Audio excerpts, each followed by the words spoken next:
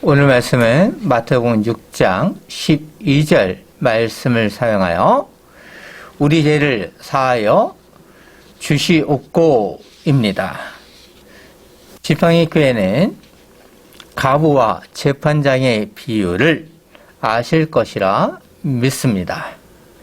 가부의 기도에서 우리가 알 수 있는 것은 낙심하지 아니하며 끈질기게 기도하는 믿음입니다. 1절에서 이렇게 시작하고 있습니다. 예수께서 그들에게 항상 기도하고 낙심하지 말아야 할 것을 비유로 말씀하여입니다. 예수님께서는 항상 기도하고 낙심하지 말아야 할 이유를 비유로 말씀하여 주셨습니다. 이렇게 비유로 말씀하신 이유가 있었습니다. 마지막 시대를 생활하는 우리에게 하나님 나라가 중요하니 언제나 깨어서 기도하라는 것입니다. 하나님 나라를 위해 생활하는 그리스도인의 삶의 세간은 낙심될 때가 있습니다. 낙심하다 보면 하나님 나라를 생각하지 않고 다시 세상으로 되돌아갈 수 있습니다.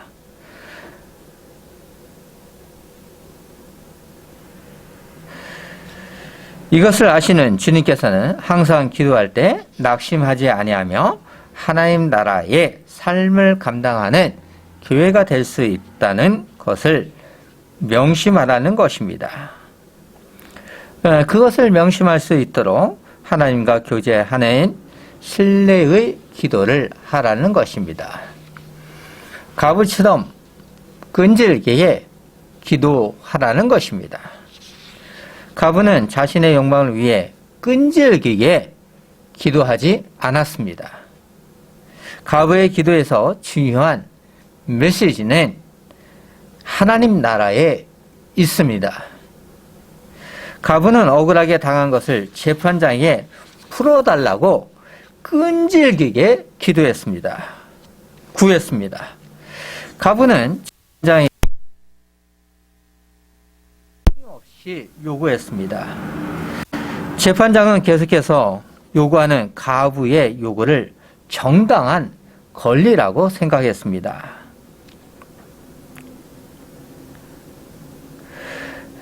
가부는 3절에서 나의 원한을 풀어달라고 했습니다.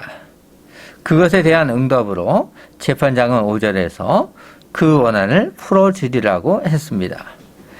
재판장이 말한 원어의 의미를 좀 더 자세히 생각하면 좋겠습니다. 하면 이렇습니다. 어떤 사람의 정당한 권리를 옹호한다입니다. 가부가 빼앗긴 것은 하나님 나라였기 때문에 끊임없이 재판장이신 하나님께 기도한 것입니다. 지팡이 교회도 하나님 나라를 위해 기도해야 합니다.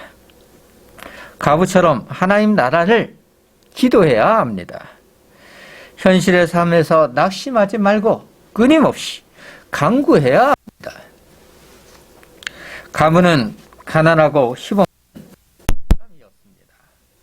그런데 가부는 하나님 나라를 아는 백성이었습니다. 하나님 나라를 알기에 끊임없이 기도했습니다. 가부가 기도한 것처럼 지팡이 교회도 같아야 합니다. 주님께서도 하나님 나라가 중요하기에 당신님께서는 기도를 어떻게 할 것인가를 알려주셨습니다. 우리는 이것을 주기도문이라고 합니다. 하지만 주기도문보다 주님께서 가르쳐 주신 기도가 더 좋은 의미입니다. 가부와 같은 믿음을 가지고 있는 신자들에게 주님께서는 하나님 나라를 위해 끊임없이 기도할 수 있도록 가르쳐 주셨습니다. 종말의 시대를 살아가는 신자들에게 주님께서는 하나님의 뜻이 이루어질 수 있도록 기도를 가르쳐 주셨습니다. 하나님의 뜻이 이루어질 수 있도록 주님께서는 매일매일 일용할 양식을 위해 기도하라고 하셨습니다. 일용할 양식을 주시옵고는 지난주 강서이었습니다. 가부의 기도처럼 지팡이교회는 주님께서 가르쳐 주신 기도를 생각하며 기도해야 합니다. 매일 기억하며 하나님의 뜻이 이루어질 수 있도록 해야 합니다. 그러면서 일용할 양식을 구함으로 늘 하나님께서 임마누엘로 함께하고 있다는 것을 알도록 하셨습니다.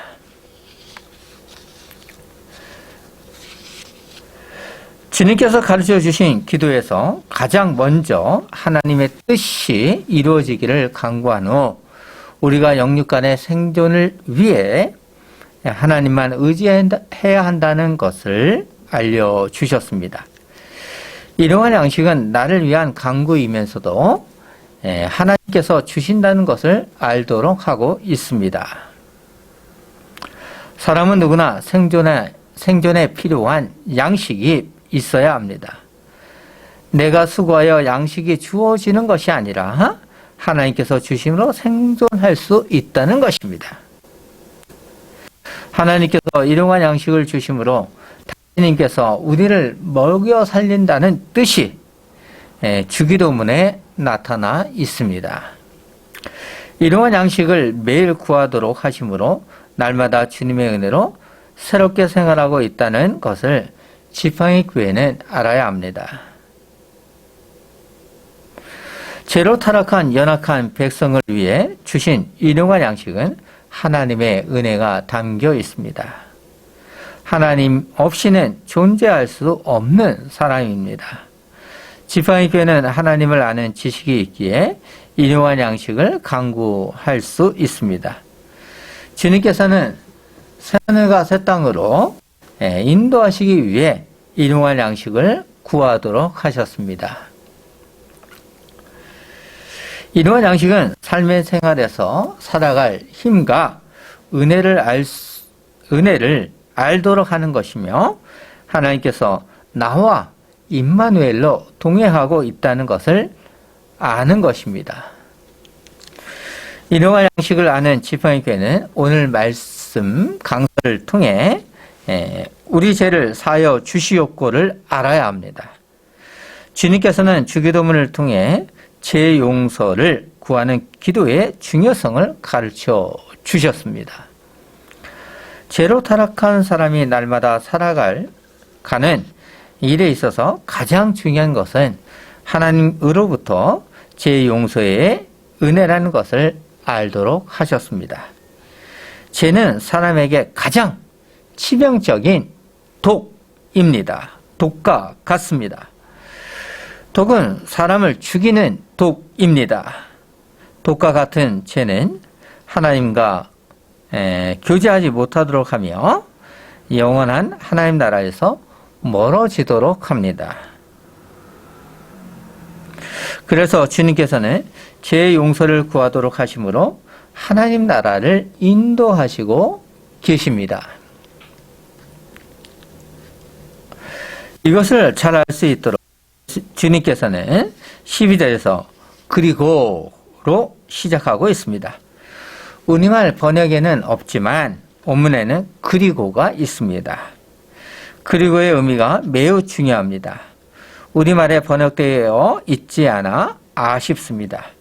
그리고는 사람이 음식으로만 생활할 힘의 그런 만이 아니라는 것입니다. 일용할 양식만이 아니라 우리는 죄 용서 그리고 시험에서 검진받는 것까지 필요하다는 것입니다. 죄로부터 타락되지 않도록 하나님께 간구함으로 신앙생활을 할 수 있다는 것을 알도록 하셨습니다. 주님께서 가르쳐 주신 기도에서 우리 죄라는 것은 채무를 의미합니다. 채무란 단어를 생각하면 단지 경제적인 채무를 의미하는 것으로 오해할 수 있습니다. 그것이 아니라 채무는 우리가 하나님께 갚는 엄청난 빚이나 하나님께 즉 채무를 탕감해 주신 그 상태로 유지해 달라는 것입니다. 우리가 구원을 받았으니 그 구원받은 상태로 유지해 달라는 것이죠. 죄로부터 구원함을 받은 우리를 다시 과거로 돌아가지 않도록 해달라는 것입니다. 이것을 알 수 있도록 성경의 나눠주를 보면 이해가 될 것입니다.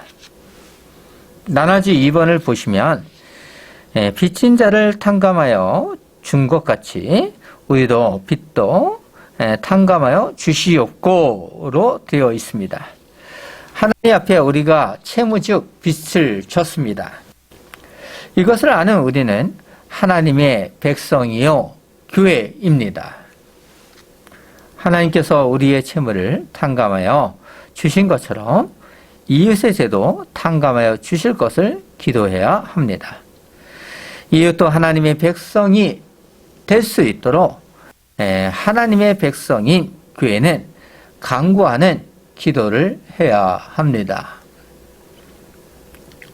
나도 죄로 물들지 않도록 하는 것을 간구하는 것이며 이웃의 채무도 탕감하여 주심으로 구원해 달라는 간구입니다. 주님께서는 우리의 죄를 용서해 달라는 것으로 마무리하지 않았습니다. 주님께서는 우리에게 죄 지은 자를 사하여 준 것 같이라고 하셨습니다.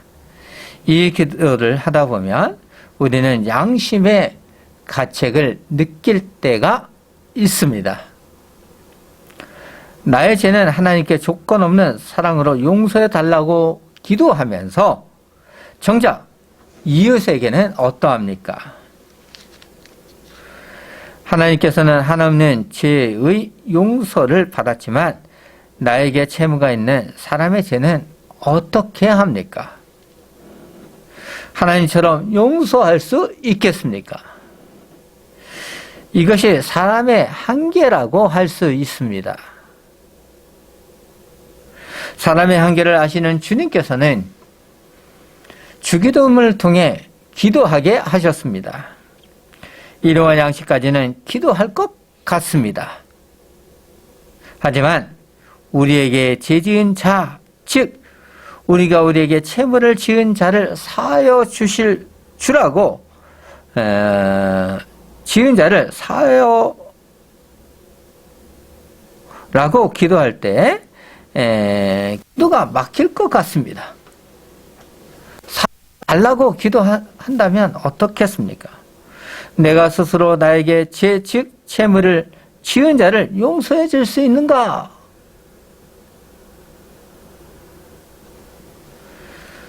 여기서 우리는 이런 질문을 생각해 보았으면 합니다. 하나님께서 우리 죄를 용서해 준 것 같이 나에게 죄를 지은 자와 서로 어떠한 연결이 있는가? 그리고 죄에 대한 하나님의 용서는 우리가 이웃의 죄를 용서하는 조건으로 사하여 주는 것인가? 사람이 어떻게 하나님의 뜻을 온전하게 알 수 있겠습니까? 하지만 하나님께서 주신 일반 은총으로 생각하면 서로 민첩한 관계가 있다고 할 수 있습니다. 하나님께서 죄를 용서해 준 것 같이 이웃에게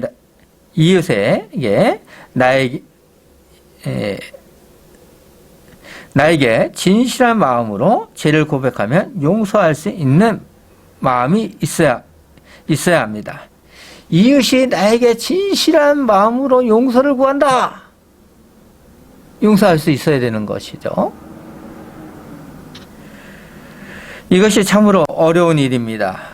어려운 일이기에 우리는 하나님께 신뢰의 고백을 하며 어떻게 해야 할 것인가를 기도해야 합니다. 주님께서는 베드로에게 7번뿐 아니라 70번씩 7번이라도 할지니라고 하셨습니다. 이것은 무제한으로 용서하라는 의미입니다. 지팡이 궤는 하나님께서 상상할 수 없는 채무를 탕감받은 백성입니다. 이것을 알고 있다면 용서의 의미를 알 것입니다. 하나님 앞에 우리는 회개의 회심을 한 것처럼 우리의 이웃도 이와 같은 마음으로 용서를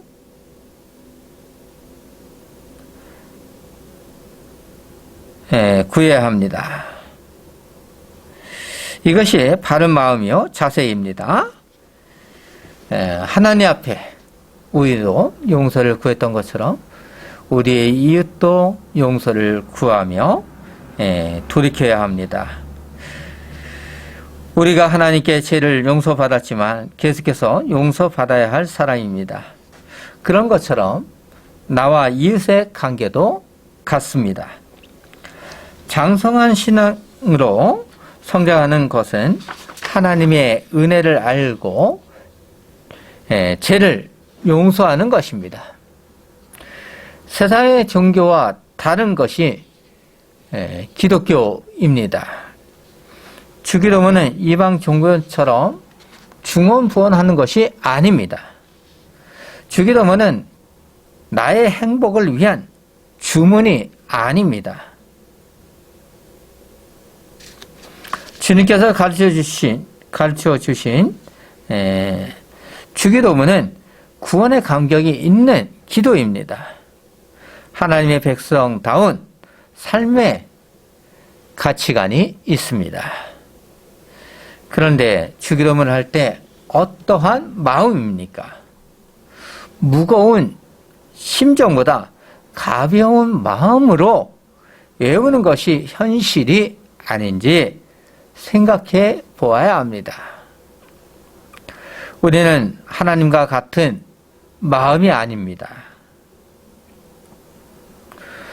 사람과 하나님을 어떻게 비교할 수 있겠습니까? 우리는 우리의 한계를 알고 하나님께 기도하며 은혜를 간구해야 합니다. 하나님께서 주시는 마음 안에서 우리는 모든 것을 할 수 있는 교회입니다. 죄라는 단어를 생각해 보십시오. 매우 불쾌합니다. 죄라는 단어만 생각해도 싫습니다. 죄는 불법을 의미하며 사람의 관계를 멀어지도록 합니다. 사람과 사람만이 아니라 하나님과도 멀어집니다. 멀어지게 합니다. 죄는 이처럼 무섭습니다. 사람이 온전할 수 없도록 하는 것이 죄입니다. 죄는 불순종입니다.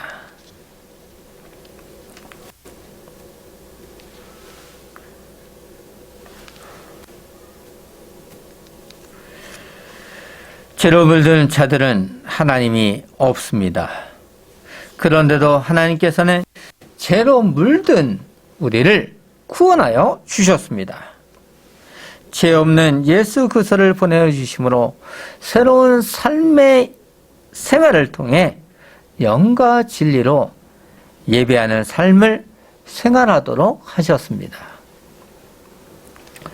영과 진리로 예배하는 우리는 하나님께 우리 죄를 사하여 주시옵고를 통해 나 자신의 속에 있는 악의 성격과 부패 등을 어떻게 해달라는 말보다는 하나님과 나와의 관계에서 채무를 진 상태를 아는 것입니다. 하나님 앞에 나 자신이 어떠한 존재인가를 아는 것입니다. 그렇기 때문에 영과 진리로 감사의 생활을 삶에 생활할 힘이 있는 것입니다. 하나님께서 나를 사랑하시기 때문에 나의 죄 즉 채무를 사하여 주심으로 양자로 삼았습니다.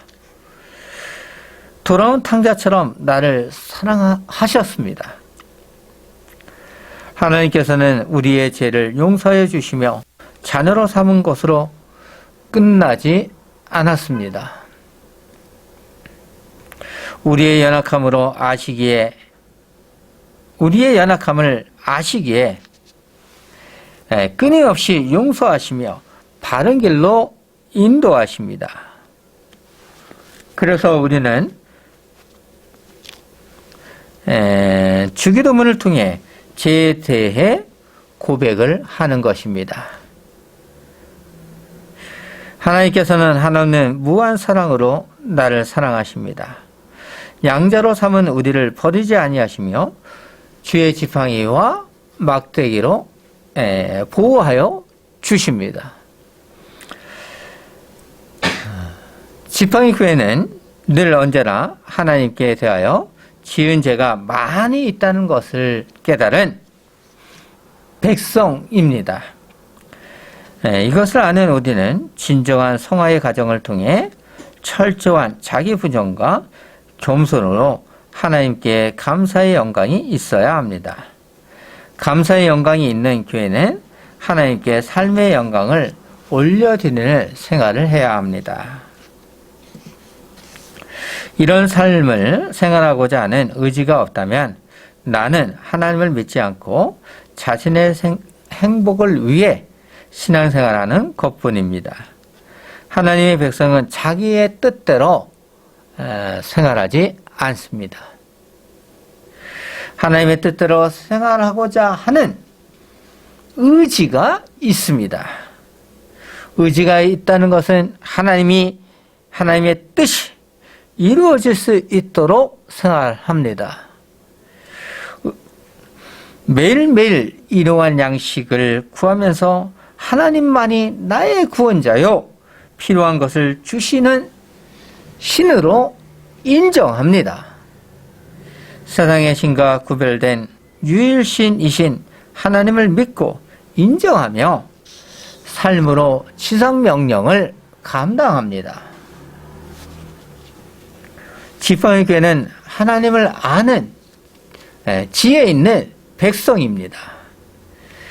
하나님께서 나의 죄 즉 채무를 감당하여 주신 것을 알기 때문에 청지의 삶으로 영광을 올려드리는 교회입니다. 시간을 낭비하지 않게 하려고 하나님의 은혜를 간구하며 주의 길을 가는 교회입니다.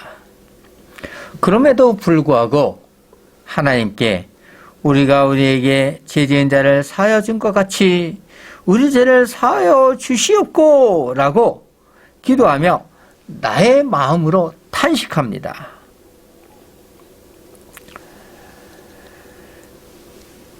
탄식할 수밖에 없는 우리의 삶을 되돌아 보십시오. 하나님 앞에 누가 자유로운 영혼이겠습니까? 그러기에 우리는 주기도문을 통해 하나님과 나와의 관계를 아는 것입니다. 하나님께서 나의 죄를 탕감하여 주신 것처럼 우리도 이웃의 죄를 탕감하여 줄 수 있도록 기도해야 합니다. 하나님과의 관계를 아는 사람은 이웃과의 관계도 아는 하나님의 백성입니다. 오늘 말씀을 각자 정리해 보십시오. 저는 이렇게 정리하고자 합니다. 하나님께 용서와 은혜를 구하라 하시면서 동시에 우리가 이웃의 죄 즉 채무를 용서할 것을 우리는 입으로 시인하도록 주기도문을 통해 알도록 하십니다. 주님께서 가르쳐 주신 기도문은 우리가 누구인가를 알도록 하십니다. 주기도문 안에는 하나님의 용서 즉 사랑과 고귀한 뜻이 있습니다. 하나님과 우리의 관계, 그리고 우리와 이웃과의 관계가 연결되어 있습니다. 하나님의 용서를 통해 우리가 누구인가를 알도록 하셨습니다. 무한한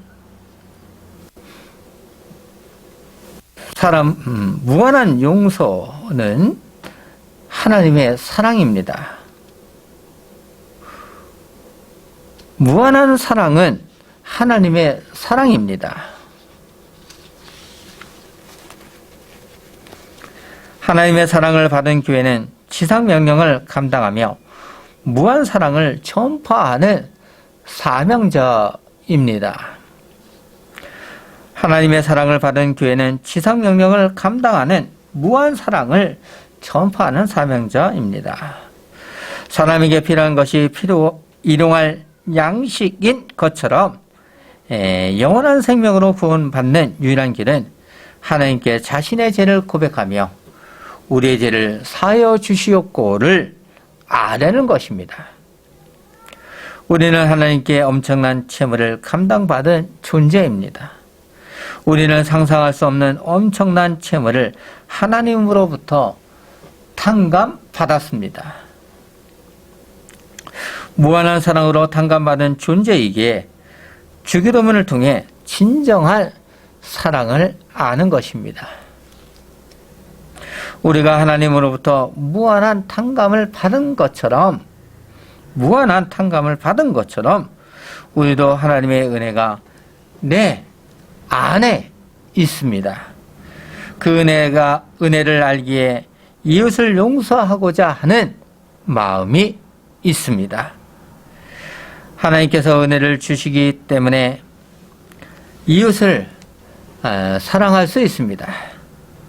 하나님으로부터 긍휼을 입은 백성이 긍휼을 베푸는 백성으로 살아가는 힘이 있습니다.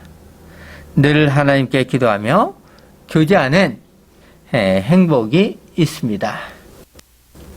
교제하는 행복이 있습니다.